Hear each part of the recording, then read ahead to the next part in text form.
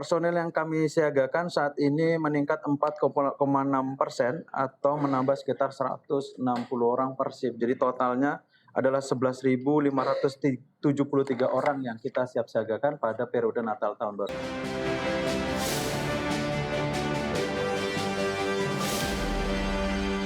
Jelang Natal dan Tahun Baru, pemirsa Bandara Soekarno-Hatta menggelar apel pasukan dalam menyiagakan keamanan dengan melibatkan belasan ribu petugas. Bahkan Angkasa Pura Indonesia memprediksi momen libur Nataru tahun ini akan ada peningkatan dari sisi jumlah penumpang sebanyak 14,1% atau 195 ribu orang jika dibanding hari biasa. Jelang Natal dan Tahun Baru, Bandara Soekarno-Hatta menggelar apel pasukan personil bandara di posko angkutan Natal dan Tahun Baru dengan melibatkan aviation security dan stakeholder di setiap terminal dalam menyiagakan keamanan selama libur Nataru demi melayani kenyamanan penumpang selama musim libur. Adapun keamanan akan disiagakan mulai dari arus lalu lintas di bandara hingga pelayanan penumpang di area counter check-in pesawat. General Manager Bandara Suta Heru Karyadi mengatakan ada sekitar 11.500 lebih personil bandara, naik 4,6% atau ditambah sekitar 160 orang per shift personil diterjunkan selama Natal dan Tahun Baru. Tak hanya itu, jelang Natal dan Tahun Baru, lonjakan pergerakan penumpang diprediksi naik 14,1% atau 195 ribu orang pada puncak Natal dan Tahun Baru dibanding tahun lalu. Diikuti juga dengan pergerakan jumlah pesawat yang mengalami peningkatan 15,5% atau sebanyak 1.146 penerbangan baik domestik maupun internasional. Sementara itu, destinasi favorit rute tujuan domestik yaitu Denpasar, Kuala Namu, dan Ujung Pandang. Sedangkan untuk rute internasional yaitu Singapura, Malaysia, dan Jeddah.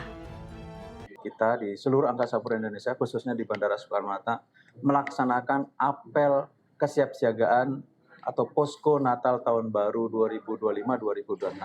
Sehingga pada apel pagi hari ini kita ingin menyampaikan komitmen kita kepada seluruh publik bahwa PT Angkasa Pura Indonesia khususnya Bandar Udara Internasional Soekarno-Hatta siap dalam melayani arus puncak arus periode Natal dan Tahun Baru 2025-2026. Oke, personil yang kami siagakan saat ini meningkat 4,6% atau menambah sekitar 160 orang per shift. Jadi totalnya adalah 11.573 orang yang kita siap siagakan pada periode Natal tahun baru ini. Berdasarkan data pengelola bandara menjelang Nataru, sejumlah pihak maskapai telah mengajukan jadwal penerbangan tambahan dengan rincian 688 penerbangan yang terdiri dari 375 kedatangan dan 313 keberangkatan. Dari Tangerang, Banten, Hasnugara, IDEX Channel. Pemirsa, datang dari Asosiasi Emiten Indonesia atau AEI yang merayakan hari ulang tahun ke-37 dengan mengusung tema Transforming Together for a Stronger Tomorrow. Tema ini menegaskan komitmen AEI dalam mendorong transformasi berkelanjutan bagi para pelaku pasar modal Indonesia menuju masa depan yang lebih kuat, adaptif, dan kompetitif. Peringatan HUT ke-37 Asosiasi Emiten Indonesia digelar di Main Hall Gedung Bursa Efek Indonesia, Jakarta. Melalui tema Transforming Together for a Stronger Tomorrow, AEI menegaskan perannya sebagai mitra strategis dalam menciptakan transformasi berkelanjutan bagi seluruh emiten dan pelaku pasar modal demi menghadapi tantangan ekonomi ke depan. Acara ini dihadiri Menteri Koordinator Bidang Perekonomian yang juga menjabat Ketua Dewan Penasehat AEI, Erlangga Hartarto. Hadir pula Kepala Departemen Pengawasan Emiten dan Perusahaan Publik OJK, Novira Indraningrum, serta Direktur Pencatatan dan Penilaian Perusahaan Bursa Efek Indonesia, Igede Nyoman Yetna, bersama para anggota AEI lainnya. Dalam sambutannya, Erlangga optimistis pertumbuhan ekonomi 2026 akan melanjutkan tren positif seiring jumlah perusahaan yang melantai di pasar modal. Hari ini saya hadir dalam undangan 37 tahun Asosiasi Emiten dan saya apresiasi kepada pengurus Asosiasi Emiten yang telah merayakan ulang tahun ke-37 dan juga selama 37 tahun Asosiasi Emiten konsisten menjaga ekonomi yang inklusif, berkelanjutan dan inovatif dan juga memegang prinsip ESG dan keterbukaan. Program AEI akan terus melanjutkan sebagai bersama-sama di emiten. Fokusnya adalah di tata kelola, transparansi perusahaan, dan lingkungan atau yang disebut dengan ESG. Itu akan menjadi terus yang kita akan topang untuk memastikan kualitas dari para emiten terus meningkat, membuat pasar modal Indonesia menjadi kelas dunia. Dalam rangkaian peringatan HUT ke-37, AEI juga melakukan penandatanganan nota kesepahaman atau MOU dengan berbagai institusi strategis. Langkah ini dilakukan untuk memperluas kemitraan lintas lembaga sekaligus memperkuat ekosistem pasar modal nasional yang sehat, inklusif, kompetitif, dan berorientasi pada pertumbuhan jangka panjang. Dari Jakarta, Rika Nuwardi, IDX Channel.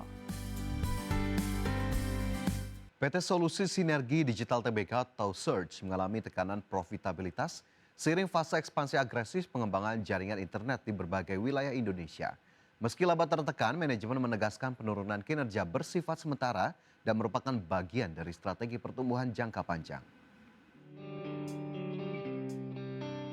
PT Solusi Sinergi Digital TBK atau Surge atau WIFI mengalami tekanan profitabilitas seiring fase ekspansi agresif pengembangan jaringan internet di berbagai wilayah Indonesia. Pada kuartal 3 2025, laba bersih WIFI tercatat 32 miliar rupiah atau turun 78% secara kuartalan dan 48% secara tahunan. Kenaikan beban bunga seiring ekspansi tercermin dari lonjakan utang obligasi menjadi 2,5 triliun rupiah per 30 September 2025 dari sebelumnya 600 miliar rupiah. Seiring hal tersebut, total aset perseroan juga meningkat signifikan menjadi 12,5 triliun rupiah. Selain itu, pasar bereaksi negatif terhadap laporan keuangan terbaru dengan saham WIFI turun 15% ke level Rp3.620 per saham pada penutupan akhir pekan lalu. Meski demikian, sejak awal tahun saham ini masih mencatatkan lonjakan hingga 783%. Manajemen menilai koreksi harga saham bersifat wajar dan mencerminkan tekanan jangka pendek di fase pertumbuhan. Adapun manajemen menegaskan kenaikan beban bunga merupakan biaya pertumbuhan atau cost of growth untuk mematangkan infrastruktur jaringan baru. WIFI terus memperluas ekspansi termasuk setelah memenangkan lelang frekuensi 2,4 GHz dan rencana ekspansi ke Pulau Sumatera. Perseroan juga telah mengamankan mitra strategis jangka panjang dari Jepang, NTT East, dan diyakini menjadi katalis pertumbuhan dalam 6 hingga 12 bulan ke depan. Berbagai sumber, IDX Channel. PT Multi Bintang Indonesia TBK, emiten produsen minuman beralkohol, bersiap memanfaatkan musim puncak penjualan akhir tahun 2025. Manajemen menyiapkan strategi untuk mendorong penjualan menjelang libur Natal dan Tahun Baru saat permintaan konsumen diperkirakan meningkat signifikan. PT Multi Bintang Indonesia TBK, emiten produsen minuman beralkohol, bersiap memanfaatkan musim puncak penjualan akhir tahun 2025. Perseroan mengatakan momen libur panjang Nataru menjadi peluang penting bagi pengusaha untuk memperkuat posisi merek dan memastikan ketersediaan produk di pasar. Strategi ini bertujuan untuk memenuhi lonjakan permintaan konsumen di periode emas penjualan akhir tahun. Sepanjang tahun ini, MLBI mencatat pendapatan yang stabil dengan pertumbuhan 6% pada paruh pertama 2025, mencapai sekitar 1,47 triliun rupiah dibanding periode yang sama tahun lalu. Walau laba bersih sempat turun tipis, kinerja produk unggulan seperti bir bintang terus menjadi kontributor utama di tengah dinamika pasar. Selain fokus penjualan musiman, MLBI juga dikenal aktif berbagi keuntungan kepada pemegang saham.